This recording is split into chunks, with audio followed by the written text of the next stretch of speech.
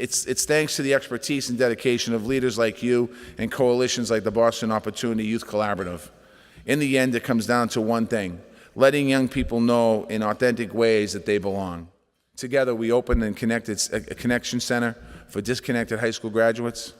And many of you can remember cutting the ribbon on that brutally sweltering hot day. And maybe that was a good thing, because we haven't had one of those days really since then, so we'll get some good time coming back.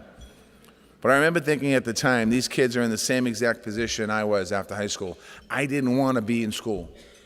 I felt in some ways inside of me, I was too embarrassed to say it, I felt that I couldn't do the work. In other ways, I just didn't want to be there, because I didn't have that drive inside of me. But it's important that we can take this and make sure that because of this young people, that young people are going to hear the message that you belong.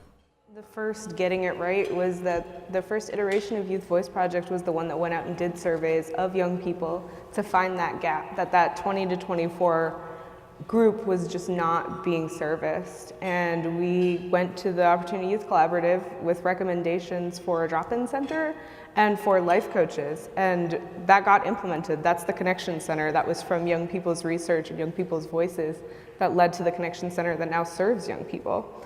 And I think that over my time in Youth Voice Project, I started in April 2015, and Youth Voice Project has really become ingrained in the collaborative. We're colleagues with our collaborative members, and we sit on the planning committees, the subcommittees, full meetings, and we really genuinely feel respected. We learned to ask the question, what would it really take to solve this problem? What are all the dimensions that are causing these young people to drop out? And I think that's a very useful question to ask at the front end of all sorts of endeavors. And indeed, it's what collective impact is supposed to be all about, is comprehending all the dimensions of a problem and realizing that in almost every case it won't be a single institution whose fault it is or who can solve the problem. But it's really about just love. Just really, really understanding that people, young people, and people in general just want love. They want to be respected, you know, and they just want to be engaged in a respectful way. You know, I think that's what makes the re-engagement center work. When I think about the collective impact work, that's what happens. People come to the table, they sit there, and when it's done wrong, people are not being respectful, not showing love, and arguing, and really, really holding on to their titles. And I think, and so when I think of the next level, so for instance, we said we cut the dropout rate in half. We know that the half that's left is this different than the first half. Mm-hmm. So it's going to be different conversations. It's going to be different people that need to be brought to the table. You know, so I really wanted to, I guess, say that, because I feel like that's something that people can bring back to their cities. It's really about, like, and I'm talking about even on a physical level, showing love, showing respect, and just having open conversations and taking off your title.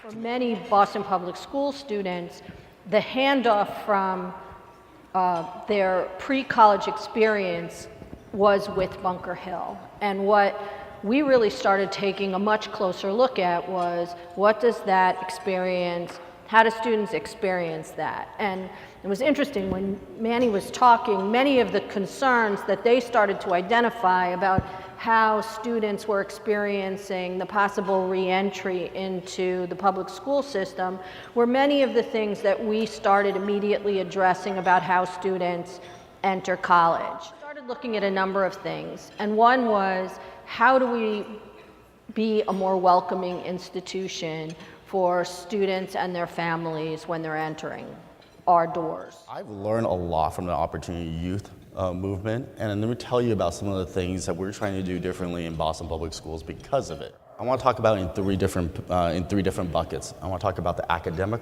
work and the instructional work we're trying to do in Boston Public Schools. I'm going to talk about the work we're doing around discipline, and then the last bucket is around kind of career pathways. What is culturally and linguistically sustaining practices? It's this deep belief that every single young person has strengths and assets that they bring to the table.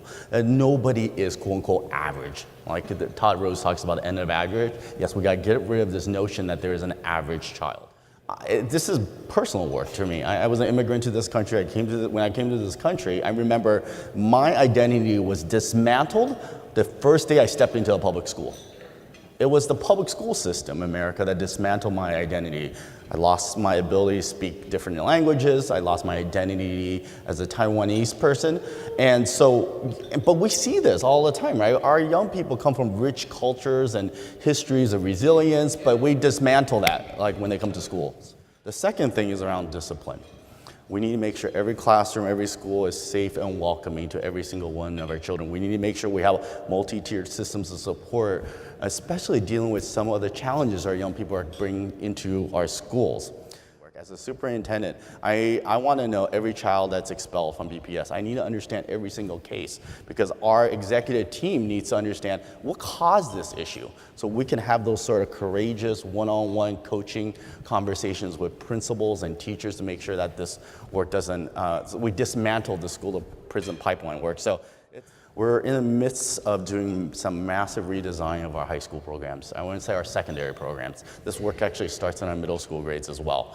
And then it can't be just about academic rigor, it has to be about career pathways. So what our young people are learning in class or in doing in class should be both rigorous and relevant. So first of all, for Boston, it's been about asking the transformative question, getting above the level of the individual organizational challenges or individual discipline challenges. It's also about data, and I could probably stick data in at every step here, but as Paul said, making sure the data brings us to the hard truths and some of the courageous conversations that we have to have. It's also about recognizing the differences between the practice and policy changes that need to be made and responding accordingly, differentially doing the problem solving around policy and practice that has to be done. It's been about leveraging community capacity, so it's not just about the major systems, it's not just about the major funders, but it's about the ecosystem of resources available to young people. And finally, it's been about responsive and courageous systems change, which is what Dr. Chang just explained. And that no re-engagement initiative should stand alone. You can't do it alone. Not one program, not one city, not one mayor, not one elected official, not one superintendent, not one person can do this work on their own. If you want to show opportunity youth that they belong, you need to show them that they belong at every stage, and that's education, that's career, and that's in their lives.